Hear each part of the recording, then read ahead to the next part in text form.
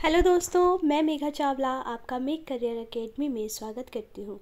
जैसा कि आप लोग जानते हैं कि एसएससी एमटीएस की 3 मई की फ़र्स्ट शिफ्ट जो है ओवर हो चुकी है और इससे इस एग्ज़ाम में जितने भी जीएस के क्वेश्चन पूछे गए हैं 25 के 25 वो हम इस वीडियो में डिस्कस करेंगे। और इस वीडियो में हम उन क्वेश्चंस को विद एक्स्ट्रा फैक्ट्स के साथ डिस्कस करेंगे ताकि आने वाली शिफ्ट में अगर उससे रिलेटेड कोई दूसरा क्वेश्चन पूछा जा सके तो आप उसको कवर कर सकें। और इस वीडियो की जो पीडीएफ है वो आपको हमारे टेलीग्राम चैनल से मिल जाएगी, तो आप हमारे टेलीग्राम चैनल को ज्वाइन करके इस वीडियो की जो पीडीएफ है उसको शेयर कर सकते हैं, उसको डाउनलोड कर सकते हैं। तो फर्स्ट क्वेश्चन जो पूछा गया था वो पूछा गया था कि विटामिन सी का संबंध किससे है। तो सभी को पता है कि विटामिन सी का जो संबंध है वो खट्टे पदार्थों से है। ऑप्शन में नींबू था तो नींबू इसका करेक्ट आंसर हो जाएगा। एक्स्ट्रा फैक्ट है कि विटामिन ए का रासायनिक नाम क्या है, रेटिनॉल है। और इससे संबंधित बीमारी कौन सी होती है, तो रतौंधी होती है। ये क्वेश्चन कल एग्जाम में पूछा गया था। इसके बाद विटामिन बी का रासायनिक नाम क्या है, तो विटामिन बी का रासायनिक नाम थायमिन है और इससे संबंधित बीमारी बेरी रोग होता है। इसके बाद है विटामिन सी का रासायनिक नाम एस्कॉर्बिक एसिड है और उससे संबंधित रोग होता है स्कर्वी। ये भी शिफ्ट सेकंड में पूछा गया था कल की। इसके बाद विटामिन डी का रासायनिक नाम क्या है, तो कैल्सीफेरोल है और इससे संबंधित बीमारी का नाम रिकेट्स है। नेक्स्ट क्वेश्चन है विटामिन ई का रासायनिक नाम टोकोफेरोल है और इससे रक्त अल्पत्वता जैसी बीमारी हो जाती है, यानी हड्डियों से संबंधित रोग जो होता है वो विटामिन ई से होता है। विटामिन के का है फिलोक्लिविन और रक्त का थक्का जमने में जो बीमारी होती है, प्रॉब्लम होती है, वो विटामिन के की वजह से होती है। नेक्स्ट है गयासुद्दीन मोहम्मद तुगलक के बाद कौन गद्दी पर बैठा था। ठीक है, तो गयासुद्दीन मोहम्मद तुगलक जो है तुगलक वंश का संस्थापक था और इसके बाद गद्दी पर कौन बैठा था, तो मोहम्मद बिन तुगलक इसका राइट आंसर है। एक्स्ट्रा फैक्ट में हम जान लेते हैं कि तुगलक वंश का टाइम पीरियड क्या था, तो 1320 से 1414 तक जो टाइम पीरियड था वो तुगलक वंश का टाइम पीरियड था, जिसमें गयासुद्दीन तुगलक का जो टाइम पीरियड था वो 1320 से 1325 तक था। उसके बाद मोहम्मद बिन तुगलक का 1325 से 1351 था। मोहम्मद बिन तुगलक को ही रक्त प्यासू पागल राजा भी कहते थे। इसने ही अपनी जो राजधानी थी वो देवगिरी दौलताबाद कर दी थी। ठीक है, और इसी के समय में विजयनगर और बहमनी राज्य की स्थापना भी हुई थी। और ये क्वेश्चन भी पूछा जा सकता है कि इल्तुतमिश जो इब्ने बतूता जो मोरक्को का शासक था वो किसके इस दरबार में आया था, तो मोहम्मद बिन तुगलक के टाइम पर आया था। ठीक है, इसके बाद फिरोज शाह तुगलक 1351 से 1388 तक रहे थे। इसके बाद लास्ट रहे थे नसरुद्दीन महमूद तुगलक जो 1398 तक ये रहे थे। इसके बाद तैमूर लंग ने आक्रमण कर दिया था और फाइनली 1414 में तुगलक वंश का जो है समाप्त हो गया था। नेक्स्ट क्वेश्चन पूछा गया है कि मेगास्थनीज किसके दरबार में आया था, तो मेगास्थनीज सबको पता है चंद्रगुप्त मौर्य के दरबार में आया था। सेल्यूकस निकेटर का ये राजदूत था और इसकी इंडिका नामक पुस्तक थी। आने वाली शिफ्ट में पूछा जा सकता है कि फाहियान किसके दरबार में आया था, तो फाहियान चंद्रगुप्त सेकंड जिनको विक्रमादित्य के नाम से जाना जाता है उनके दरबार में आया था। और हुएंग सांग किसके दरबार में आया था, तो हुएंग सांग हर्षवर्धन के टाइम पे आया था। नेक्स्ट क्वेश्चन पूछा गया है कि रक्षा निर्यात बॉर्डर समझौता किसके बीच हुआ था, तो रक्षा निर्यात बॉर्डर समझौता जो हुआ था फिलीपींस के साथ हुआ था, जो 375 यूएस डॉलर के साथ हुआ था। फिलीपींस की राजधानी मनीला है। इसके बाद क्वेश्चन पूछा गया है कि लियोनेल मेसी का संबंध किस खेल से है, तो लियोनेल मेसी का संबंध फुटबॉल से है। इसी के साथ हमने कुछ प्लेयर लिख दिए हैं जो इम्पोर्टेंट है, जैसे मीराबाई चानू जो वेट लिफ्टिंग से संबंधित है, साक्षी मलिक कुश्ती से संबंधित है, रवि कुमार दहिया कुश्ती से संबंधित है, निखत जरीन बॉक्सिंग से संबंधित है और अचंता शरद कमल जो है टेबल टेनिस से संबंधित है। ये सारे इम्पॉर्टेंट प्लेयर्स हैं, कुछ भी पूछा जा सकता है। और इन सभी को कॉमनवेल्थ में गोल्ड अवार्ड मिला था, यानी गोल्ड इन्होंने जीता था।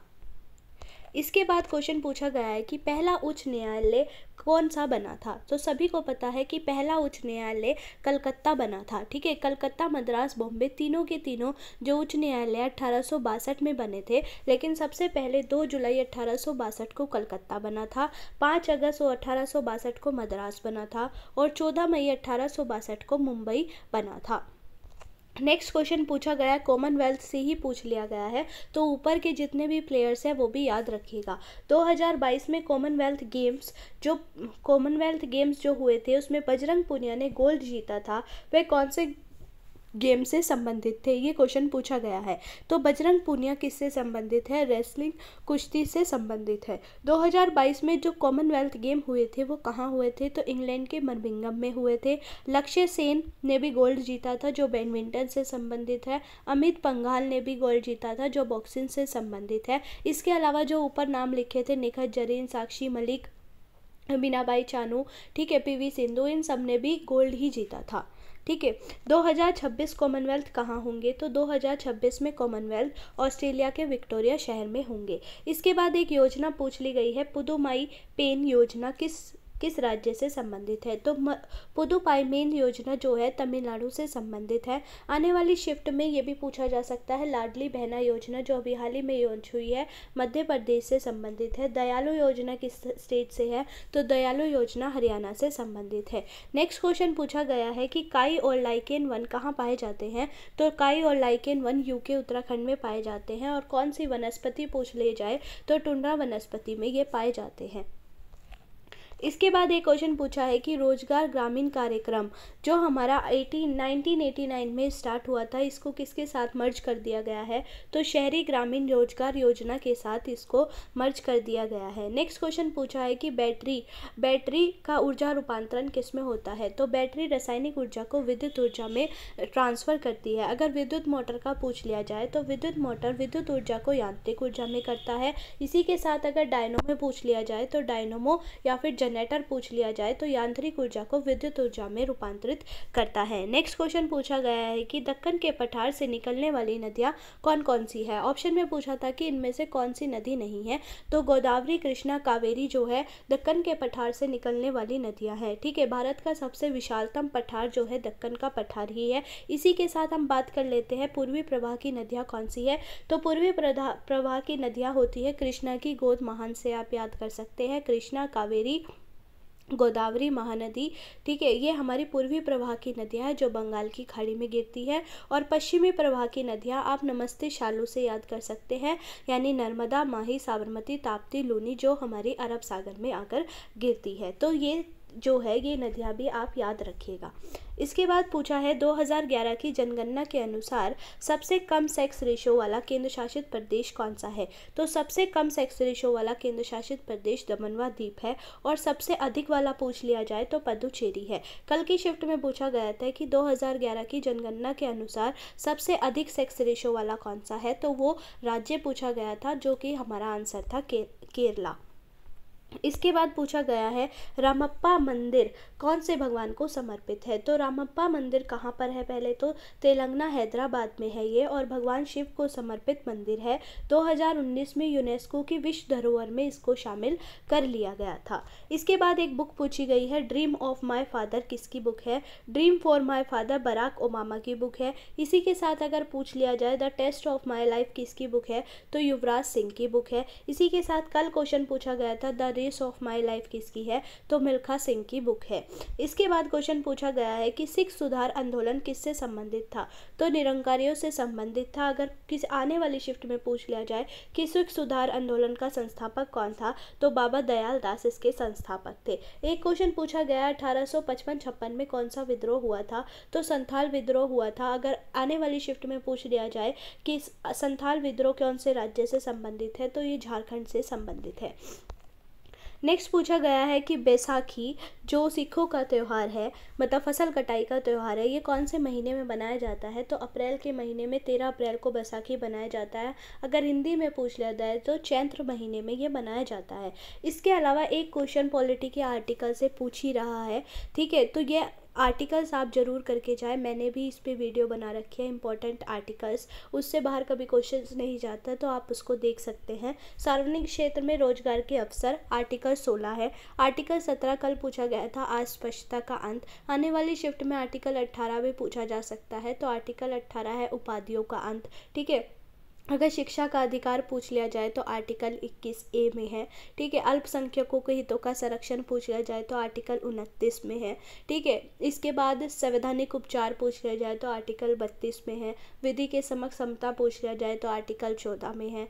राष्ट्रपति का आर्टिकल पूछ ले तो आर्टिकल 52 है। उपराष्ट्रपति का पूछ ले तो 63 है, ठीक है। इसके अलावा अटॉर्नी जनरल ऑफ इंडिया पूछ ले तो आर्टिकल 76 है। तो बहुत सारे आर्टिकल्स हैं जो पूछे जा सकते हैं और इम्पोर्टेंट है, तो आर्टिकल्स ज़रूर करके जाए। इसके बाद एक क्वेश्चन राहुल देव वर्मन से संबंधित था, जो उन्होंने कोई गाना कंपोज किया है। इसका आंसर मेरे को नहीं मिला, अगर आपको मिले तो कमेंट सेक्शन में ज़रूर बताना। इसके बाद क्वेश्चन पूछा गया है कि डीएनए कहाँ पाया जाता है, तो डीएनए नाभिक में केंद्रक के अंदर पाया जाता है। डीएनए का डबल हेलिक्स मॉडल किसने दिया था, तो वाटसन और क्रिक ने इसका मॉडल दिया था। एक नृत्य से क्वेश्चन भी ज़रूर आ रहा है। ये क्वेश्चन पूछा गया है कि सुग्गी नृत्य कहाँ का है, तो सुग्गी नृत्य कर्नाटक का है। अगर यशगान पूछ लिया जाता है तो यशगान भी कहाँ का है, कर्नाटक का है। इसी के साथ अगर लाहो बांग्ला पूछ लिया जाए तो कहाँ का नृत्य है, मेघालय का नृत्य है। छऊ पाइका झुमिझर कोई नृत्य पूछ लिया जाए तो ये कहाँ का नृत्य है, झारखंड का नृत्य है। विभिन्न स्टेट्स के लोक नृत्य भी मैंने अपनी वीडियोज़ में करा रखे हैं, आप उसे भी वहीं से जाकर कर सकते हैं। इसके बाद है रुक्मणी देवी अरुणेल क्यों कौन से नाट्यम से संबंधित है, कौन से नृत्य शास्त्रीय नृत्य से संबंधित है, तो भरतनाट्यम से ये संबंधित है, ठीक है। इसके बाद अगर मनालिनी साराभाई या उदय शंकर पूछ लिया जाए तो ये कथकली से संबंधित है। राधा रेड्डी, राजा रेड्डी या यामिनी कृष्णमूर्ति पूछ लिया जाए तो ये कुचिपुड़ी से संबंधित है। बिरजू महाराज पूछ लिया जाए तो कथक से संबंधित है, ठीक है। इसके बाद एक क्वेश्चन पूछा गया है सूक्ष्म वित्तीय ऋण क्या होता है, तो 1 लाख से कम के ऋण को सूक्ष्म वित्तीय ऋण के नाम से जाना जाता है। नया लास्ट क्वेश्चन पूछा गया है राष्ट्रपति चुनाव में कौन कौन भाग लेता है, तो राष्ट्रपति का चुनाव आर्टिकल 54 में है और इसमें लोकसभा के निर्वाचित सदस्य, राज्यसभा के निर्वाचित सदस्य, विधानसभा के निर्वाचित सदस्य प्लस दिल्ली पंडुचेरी विधानसभा के निर्वाचित सदस्य जो है भाग लेते हैं, ठीक है। मेरा क्वेश्चन आपसे यह है कि उपराष्ट्रपति के चुनाव में कौन भाग लेता है, मुझे ये कमेंट करके ज़रूर बताइएगा। और अगर आपको इस वीडियो की PDF चाहिए तो आप हमारे टेलीग्राम चैनल को ज्वाइन कर सकते हैं और साथ ही साथ विभिन्न राज्यों के लोक नृत्य और विभिन्न आर्टिकल्स की जो वीडियो है वो मैं डिस्क्रिप्शन में लिंक डाल दूँगी, आप वहाँ से इसको पढ़ सकते हैं। Thank you.